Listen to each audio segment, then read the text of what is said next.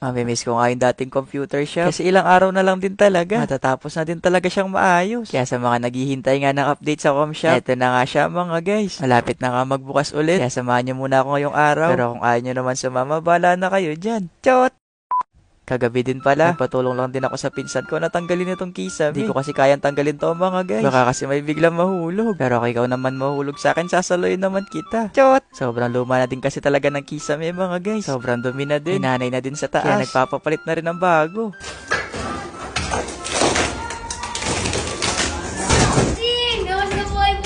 Eto na pala ulit yung lagay ng Comshop mga guys. Natanggal na lahat ng kisame. Pati tiles natanggal na din. Kaya dito nga sa loob, sobrang dami talagang kalat. Kaya nagising din talaga ako na maaga para makapamili na din ng materialis na gagamitin sa Comshop. Ang una ko nga pinuntahan dito sa tindahan ng mga tiles. Yung bala ko lang din sana nung una, vinyl lang dapat. Yung bang dinidikit. Kaso nga lang baka yung naglalaro, pinagtatanggal yung dikit. Hetong tiles mga guys, di na siguro nila tumatatanggal.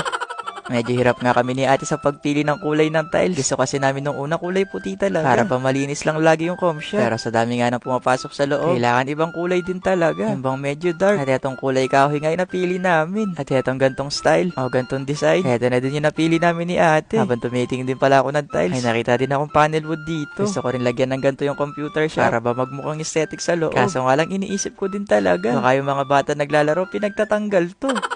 Sinabay na din pala namin pagbili ng kisame. Ay plywood pala. Para yung magagawa, dire-diretso na lang din mamaya. Kaya pagkatapos nga makabili ng plywood mga guys, binalikan na din namin tong in-order naming tiles. Ang ganda nga ng kulay. Na-excite tuloy ako sa kalalabasan ng computer shop. At kung excited nga ako mga guys, alam ko mas excited yung mga naglalaro. Kaya fast forward na mga guys. Pag-uwi din namin, pinalagay na din namin kagad yung plywood. At yung mga ibang natirang kahoy nga sa taas, pinadagdagan ko na lang din para ba mas matibay yung kapit ng kisame. At makalipas nga ng ilang oras sa paglalagay, eto na yung kisame sa taas mga guys. Kinabukasan na pala to at di pumasok yung isang helper. Kaya si Chawat muna mga guys yung tutulong sa nagtatrabaho.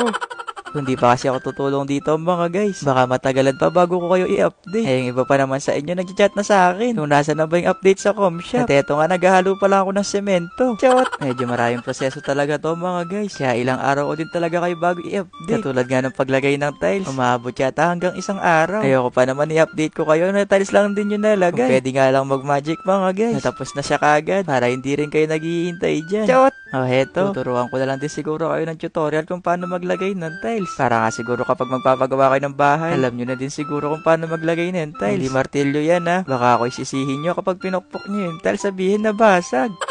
Basta mga guys, para lang siya martilyo. Pero di talaga siya martilyo. Hindi ko natanaw ko nung pangalan niya. So yan doon yung ginagamit para magpantay-pantay yung tiles. Halos nakakalahati na din pala siya mga guys. Kaya konting tumbling na lang din talaga. Matatapos na din yung paglagay ng tiles. Kasi alam nyo ba, simula nga ginawa yung sa loob, yung mga naglalaro, lagi rin akong pinupuntahan. Yung kadalasan nga tanong, kailan ba talaga ito matatapos? Sabi ko naman sa kanila, isang tiles na lang din. Tapos na din talaga yung sa flooring.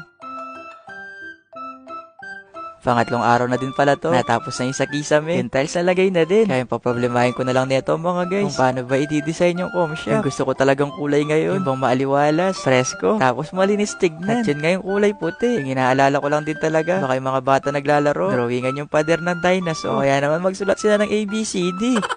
Di malabong mangyari yun mga guys. Lalo na may pasok na sila ngayon. Kaya panigurado merong Crayola yung mga yun. Pero hanggang ngayon nga pinag-iisipan ko pa rin kung ano yung gagawin ko sa loob. Kaya tulungan nyo din ako kung ano bang magandang kulay dito sa loob ng computer shop. Kung gusto mo naman, kulayan ko na lang yung buhay mo. Chot! Pero syempre yung kisame matik yan, kulay puti. Yung pader na lang din talaga mga guys. Ilan na lang din pala yung computer na gumagana. Kaya yung gagawin ko yan sa mga susunod na araw mga guys. Maghanap pa ng mga bagong computers. Yung bang magandang computers na mga guys. Tapos magandang upuan din. Kaya kapag nagpa-opening na ako dito, kailangan lahat ng papasok. Bagong ligo din talaga. Chot! Excited na ako sa mga susunod na araw. Kasi habang naglilinis ako ngayon, nakikita ko na ako nung magiging kalalabasan ng computer shop. Basta sa ngayon nga mga guys, eto na muna yung ma-update ko sa inyo. Yung bagong tiles, bagong kisame. Nasa susunod nga na uulanin tayo dito. Hindi na rin papasok yung tubig. Basta ayun lang. Bye-bye!